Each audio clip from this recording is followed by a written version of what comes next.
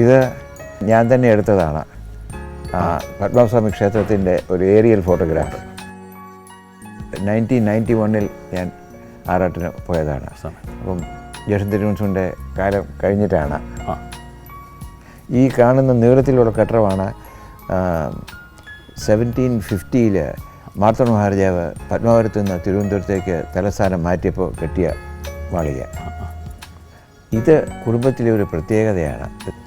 പത്മനാഭസ്വാമി ഒരു താമരപ്പൂവിൻ്റെ നടുക്കിരിക്കുന്നു, ചുറ്റും ആയുധങ്ങളിരിക്കുന്നു. ഇതിൻ്റെ ഒറിജിനൽ വെള്ളിയിലുണ്ടാക്കി പാലസ് മ്യൂസിയത്തിൽ വെച്ചിട്ടുണ്ട്. ആർക്ക് വേണമെങ്കിലും പോയി അത് കാണാം.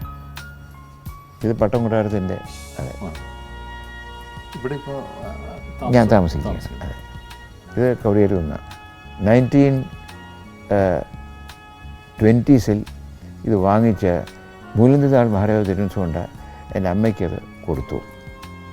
അപ്പോൾ ഈ നടുക്ക് കാണുന്ന 2 നില കെട്ടിടം മാത്രമേ ഉണ്ടായിരുന്നുള്ളൂ. പിന്നെ 6 മാസം കൊണ്ട് ബാക്കിയെല്ലാം കെട്ടി. ആർക്കിടെക്റ്റ് ഇല്ലായിരുന്നു, അമ്മ പറഞ്ഞു കെട്ടാൻ കെട്ടി, അങ്ങനെ അത്രയേ ഉള്ളൂ. ഇത് സുന്ദരവിലാസത്തിൻ്റെ ഫ്രണ്ടേജാണ് ജനിച്ച. അതെ, ഇത് മറ്റേ മണി. ഇത് സായിപ്പ് പറഞ്ഞിട്ട് നമ്മളുണ്ടാക്കി. ഇത് കൃഷ്ണവിലാസമാണ്. മൂലന്തിനാൾ മഹാരാജാവ് താമസിച്ചുകൊണ്ട് കെട്ടിടമായിരുന്നു. ഇതിൻ്റെ അടുത്ത് ലെവി ഹാൾ എന്നൊരു സ്ഥലമുണ്ട്. സുദിനത്തിൽ